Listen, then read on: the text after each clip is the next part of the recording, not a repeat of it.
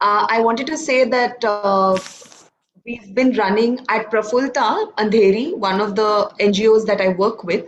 We've been running a free online support group for young adults with mental illness. We Okay. meet on the second and fourth Sunday of every month, and Okay. it is open to young adults from the age of 18 up to the age of 30. Okay. Every month, two mental health professionals facilitate the session. It's either a psychiatrist or a psychologist taking the session, and they talk on a specific topic. In fact, our next session is happening tomorrow. So Okay. it's something that we've been doing constantly through this. I mean, we started it before the pandemic, but it's been going on, and because of the pandemic, it's shifted online. So now a lot more people are able to access it. Fantastic. So this is like a group therapy kind of a session, I'm sure, right? This No, no, works it's like a not a group therapy? group therapy session. It's a Uh-huh. support group. So it's a Okay. safe space where people can come and talk about concerns. A Perfect. group therapy would necessarily involve a specified program that we're following with a Okay. specified diagnostic group that we're working with. Correct. Correct. Here, we're welcoming every, any kind of person who is struggling with a mental illness. And there are also young adults who want to support friends through their mental illness that join the session True. and take inputs from the So it's session. an open discussion. So fantastic. Thank you. Thank you so much for that inputs. I'm sure people will love to take benefit from this. Thank you so much. I have one very common question for all three of you actually, because I believe in some way or in a large way, you are actively involved in creating mental health awareness in the communities today as a preventive measure. So if you can just, briefly kind of share, how this really helps us. So, Dr. Wilona, you can start with you. So I think what we need to look at is how we can all come together and support the mental health of somebody who is really struggling with concerns, right? Right, right, So I firmly believe that in our country specifically, when you ask that question to Dr. Avinash about the Indian perspective, in our country, the family, the support that the person comes with is a very, very crucial aspect of treatment and recovery. And very often they ask us, what else can we do to support the person? right. I think this is something that is very unique to our country because, I don't think that the amount of relatives that accompany a patient in our country happens everywhere else, right? They all want to come in and talk to the doctor. And so I think that is one aspect that we need to look at how we can, reinforce and give them the right strategies to move forward rather than just mouthing the words that might support the patient to actually do things that might help. I think this is Perfect, something that we should definitely keep perfect, in mind. perfect. And I think also via Prafulta, you are already contributing in some way where, you are having these sessions like the one you are holding tomorrow, right? So I Yes. think great work. Yeah. Thank you so much. Dr. Avinash, you've been largely involved in creating this mental health awareness. So how do you think this really will be helpful for us? And especially, after suffering through this pandemic era, what else can we really do? Well, I think, see, one of the most important aspects is I have always said that we need to have intervention at three levels. One is at a people's level, at a personal level, and we also need to have intervention at an institution level, and we need to have institute and a level at a policy level. So Right. all three matter. So I always say that mental health awareness everywhere is essential. So one of the things which I always have said is, go and spread health knowledge wherever you can. So because people have to realize that the psychiatrist is going to the people, it's Right. not that the people are coming to the psychiatrist. So that's something which is important. So we've gone and done programs everywhere. I mean, we've stood at, say, a railway station and done a mental health awareness program. We've gone on to Carter Road in Bandra and done a program there on the promenade. We've gone into a garden and done a program. We've gone with a camera and a mic and asked random people what they feel about mental health.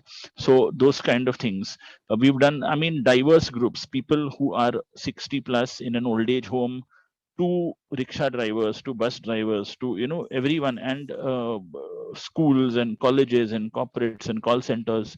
So I think everywhere. In fact, I always advocate, I've been telling a lot of my patients that, if you can put it to your housing societies, and when you have large housing societies, on the day of their annual general body meeting, why can't we have like a half an hour talk on mental health, for them? Wonderful. And you never know, I mean, you and big housing societies which have 400, 300, 200 members, Right. you will get a lot of people attending. And I said, you can just spread mental health awareness that way. And more than that, I mean, I think even the whole aim is that to make psychiatrists, psychologists, mental health a household name.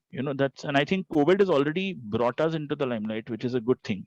So Correct. all we need to do is capitalize on this awareness which is there, and now take it forward. So and we have to be multilingual. So Hindi, Marathi, Gujarati, whatever language is comfortable for the people, we need to use it, and create awareness in their own language. Right. So thanks. I think the kind of work that you're involved at a very grassroots level is very, very warming, and I'm sure people would have accepted it also that way. So Shenaaz, what do you think? Why is it important to really spread mental health awareness? I think educating people about mental health is the first step towards creating awareness. Dissemination of information, correct information, Right. which helps, bust myths, stereotypes about mental health, which is very important in collective awareness, helping people. And when we speak about mental health, Right. I personally also would like to say that mental health is not just about mental illness. Right. It's the positive mental health, the holistic picture. Right. How do you take care of your mental health, just like you take care of your physical health, in the absence of any mental illness? Right. So the awareness has to be at all the three levels: the preventive, the level, the treatment level, tertiary level, all of it. Right. And it's only by educating and creating this kind of awareness about mental health that we can destigmatize it. Right. Where people would, know how to support somebody with a mental health issue. At the same time, seek help if they or somebody in their immediate family has or circle has any mental health issues. Right. And in the absence of a mental health issue also, protect their mental health. Right. Improve their mental health, improve their wellness quotient. Right. This Absolutely. becomes Very important. Yeah. Very important. Yeah. Thank you, Sonali. And at an outset, I think last 1 hour or maybe more has been a fantastic. I think a lot of learning, a lot of taking. And before I forget what Mr. Dr. Avinash mentioned about, how it helps to, even if somebody reads something, they can change that. And that reminded me of the initiative that Aangan is also taking in coming out with an ebook to start with, maybe in the next month of October. Which is a month of mental health and mental wellness. And in this session, we heard a lot about how important that mental health and mental wellness is. So Sneh is coming out with a wonderful ebook shortly. We have email IDs of most of you. I think we'll spread this, and I think this ebook is really containing some really life stories, some true stories, and I can tell you that maybe one story or maybe some article may change the way a person is going through, having have to tackle his mindset. So before I forget, I wanted to say that. And at an outset, I wanted to thank the entire panelists. I think it has left me, in a contemplation mode, in terms of so many takeaways from this session. And I'm sure that many of you who have been attending this session, we are also having the same feeling.